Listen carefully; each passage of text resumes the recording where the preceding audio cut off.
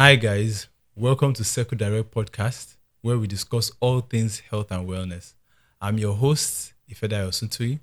So on today's topic, we're going to be sharing more light on the things I actually laid emphasis on the last episode, which is prediabetes. Today, it's about obesity, prediabetes, and diabetes. Now, before we actually mention more of this, I want to just talk to you about obesity. Obesity, as we all know, is the accumulation of excessive fat in the body. Then, pre-diabetes is elevated blood sugar, which, if not controlled or properly managed, will lead to diabetes. Diabetes, on the other hand, is a chronic condition that results in either excessive insulin in the body that doesn't carry the blood sugar down, or you're having insulin resistance. So now, why does this occur? Would put light on our Nigerian diet. The Nigerian diet is very, very vast. We have a wide range of food we eat. But if we notice something about the diet, it is highly rich in carbohydrates. We have our carbohydrate source from our yam, our potatoes, our cassava, even our oats also. We ingest a lot of these things. We eat them for breakfast, we eat them for lunch, even sometimes we eat them for dinner. So you now imagine that you're having a very, very high diet in carbohydrates. You ingest it in the morning. Then, of course, your diet also is associated with your lifestyle. You are not doing much activities because of the kind of work you do. You are out in the morning, you get home late at night, and you do that Monday to Friday, 4 times in a week, over a course of how many years? Even let us also factor the issue with our traffic. We spend long hours in traffic. We get to the office, we have a sedentary lifestyle. Definitely, with time, your blood sugar will become elevated. There's a tendency for you to pack on the pounds. That means you gain weight.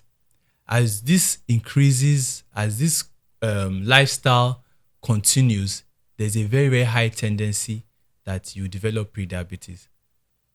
So we're going to now talk about how we can manage this condition, especially with our lifestyle. You see, one of the things I've discovered is that our diet is something that we might not be able to change, but we can put in new options. We can give you options to follow. But before we give you the options to follow, we're going to also lay emphasis on some of the things that are lifestyle changes that we have to start to adapt. Now, look at it. For Nigerians, especially those of us that always plow on the road on our way to work, or when we're coming back from work, you are in the traffic. You have a lot of there's heat out there. You now see that vendor that is marketing his soda drink. It's very chilled, so and you are thirsty, so you definitely want to have something to drink and while away time. So you want to go for the quickest beverage that you see. That would elevate your blood sugar. Then, of course, we go to parties. We eat small chops. We take our snacks, processed foods. These things will lead to elevated blood sugars. Then, of course, sometimes also, when we are like, okay, we want to have a snack, we go to the grocery store, we buy chin-chin. We give even our children, even at this early stage, their snack time is biscuits, things that are highly refined and processed. So if these things are not checked, there's a tendency for our children to develop obesity at an early age. And of course, most of the time, how many of us even take our children for checkups? So we don't even know whether maybe even in their teens and even before they even reach their adulthood, they might already be developing diabetes.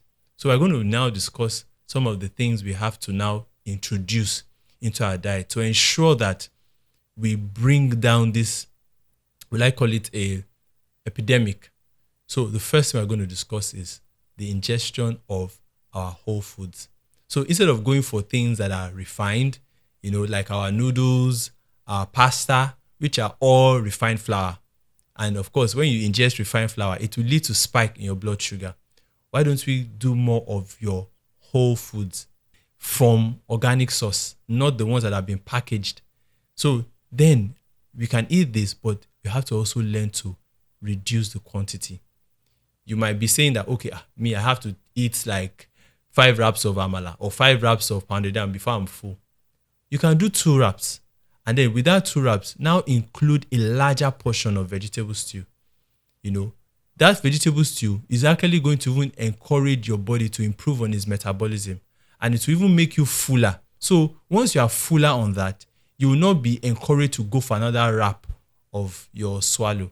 Then the second thing I'll discuss is our intake of sugary drinks. Right now we have these things in different packages now. There are so many companies that are producing different types in different flavors. So they are now easy to access. In our days, we know that having all these sodas were more to do with celebrations or maybe when you're having a party. But now you even see children taking them to school. We're not saying that parents should not include some things in their children's lunchbox, but we have to try to improve on this children nutritional supply. So we all know that beverages, sodas, they are not even, first of all, they have a high calorie content. Then they even lack the nutritional needs that your child will come to need. So then go for fruits. Go for these fruits that you can get in your market. You can either eat them, make them, cut them and buy them on your own. Or if you're someone that likes to drink beverages, you can get your blender. Blend it. Blend your fruits, whether it is your pineapple, your pawpaw, your watermelon. You can even add vegetables such as cucumber. Some people even add carrots to theirs. There are so many places you can get different recipes. If you check online, just Google. You can do your juices with carrots, with apples, with ginger, with cucumber, watermelon, pawpaw. Look for the locally sourced fruits that we have available in our market and use those ones.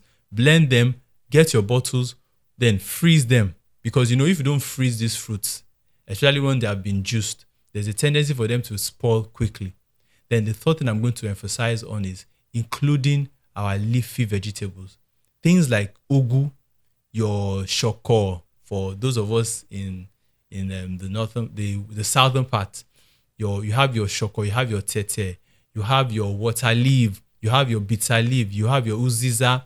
These are things that you should incorporate into your diet. When you have leafy vegetables included in your diet, they are rich in vitamin A, vitamin C, and vitamin K. They're also a very rich source of iron. So when you have this, it's not just about you even ensuring that you are reducing your blood sugar, but you're also having a nutrient-dense meal. And we all know that anytime you take or ingest leafy vegetables, you're ingesting fiber. Once you ingest fiber, it will aid your food to metabolize properly, and it will help to also clear your colon. So you can also ensure that you are going to the toilet regularly. Then the fourth one I'm going to discuss is physical activity. For example, when you wake up in the morning, I know that you're already out on the day's activity from Monday to Friday. So you'll be like, okay, when can I have time to exercise? You can decide to do that on a Saturday. Between 5 and 6, or even 7 o'clock. Just wake up early. You can even join a sort of an accountability group. You can sign up for programs on social media, or even go to your app store. Download some apps that can help you improve on your exercise regime. And you will see how it would improve and increase your physical activity. Then look for things that you can engage in, like let's say brisk walking. You can do jogging.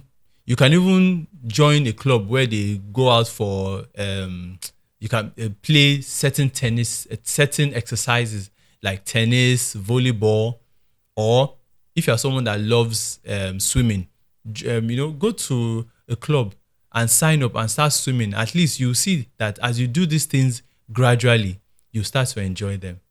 So remember very well that you should make your health your priority, and you know that you'll be the better for it. So thank you for joining us on today's podcast.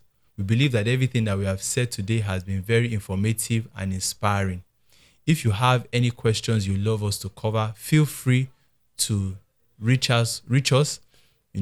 Make sure you sign up, subscribe, like this video, and share with your friends and family. So until we see you next time, stay safe and have a productive day.